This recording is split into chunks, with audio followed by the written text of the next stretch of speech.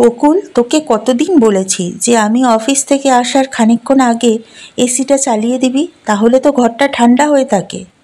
দেখছিস তো বাইরে গরমের ঠেলায় টেকা দেয়, তা না করে বসে বসে সিনেমা দেখছিস। উফ, কি যে করি তোকে নিয়ে। ব্যাগটা সোফার উপর রেখে এসি রিমোট অন করতে করতে কাজের মেয়ে বকুলকে কথাগুলো বলেন মিস অনন্যা বোস, একটি নামকরা গহনা বিপণন সংস্থার জোনাল হেড। ওর কথার উত্তরে মিষ্টি হেসে বকুল বলে, এই যা, একদম ভুলে গেছি গো অনুদিদি, টিভিতে ভালো সিনেমা দিয়েছে তাই দেখছিলাম। রাগ করো না গো, এই দেখো কান মুলছি, নাক মুলছি, কাল থেকে কোনো ভুল হবে না। দেখো, তুমি যাও, ঝট করে স্নান করে এসো, আমি আম পোড়ার শরবত বানিয়ে দিচ্ছি, খেয়ে এক্ষুনি গা ঠান্ডা হয়ে যাবে তোমার। বকুলের কথার বলার ধরনে হাসি পায় অনুর। বেশ কিছুদিন ধরে কাজ করার সুবাদে সরল সাদাসিধা বকুলের ওপর একটা অদ্ভুত মায়া পড়ে গেছে ওর।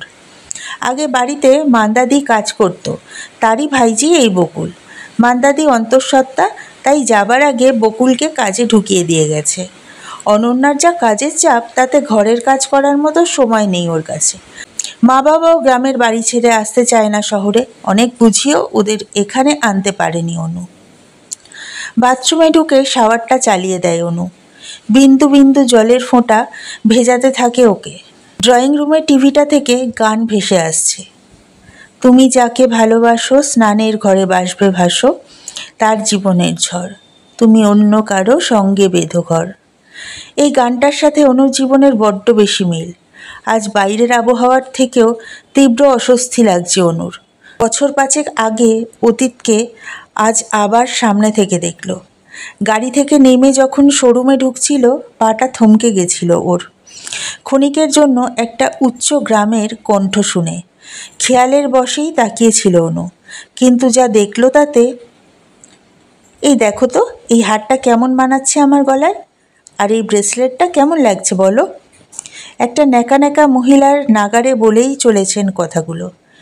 মেয়েটির পাশে দাঁড়িয়ে রয়েছে সমিত, তার মানে এই সমিতের স্ত্রী।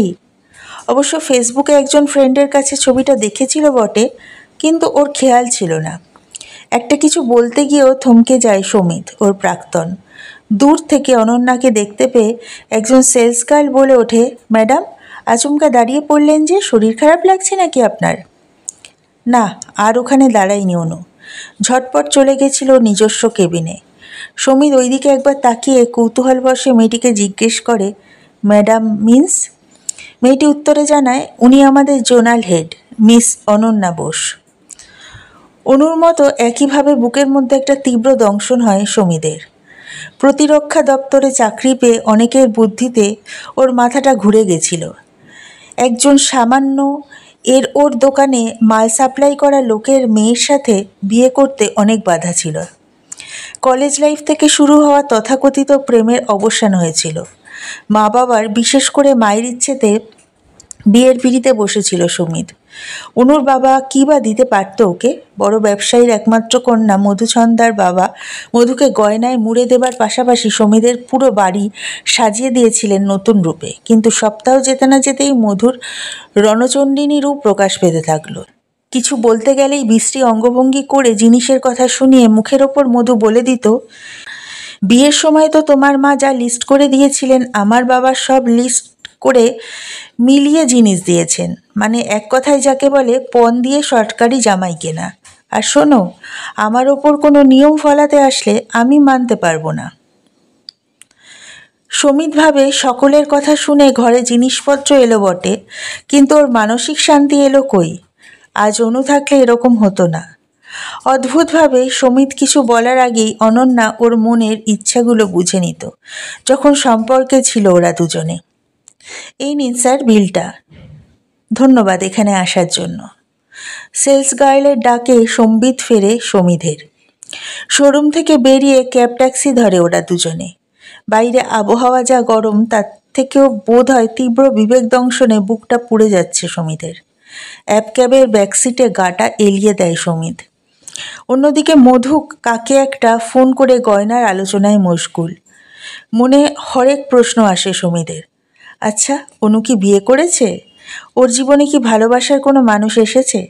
যাকে জীবন থেকে দূরে সরিয়ে দিয়ে ভালো থাকার কথা সমিতের, আজ তার জন্যই এত তীব্র তাড়না।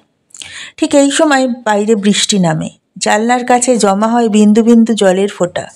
ইচ্ছে করলেও যা ধরা যাবে না, ঠিক যেমন সমিত চাইলেও এখন পারবে না অনুকে ফিরিয়ে আনতে। বাইরে আসা হঠাৎ বৃষ্টিটা নাগরিক মহাজীবনকে খানিক স্বস্তি দেবে হয়তো, কিন্তু ওর মনের দহন স্বস্তি দেবে এমন সাধ্য কার? গাড়ির FM-এ গান বেজে ওঠে।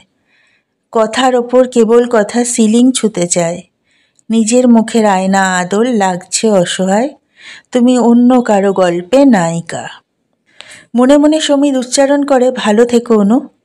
আমার জীবনের গল্পে তোমাকে কোনো স্থান দিতে পারলাম না, সেটার খেসারত আমি দিচ্ছি এখন। অন্য কারোর গল্পের নায়িকা হয়েই ভালো থেকো তুমি।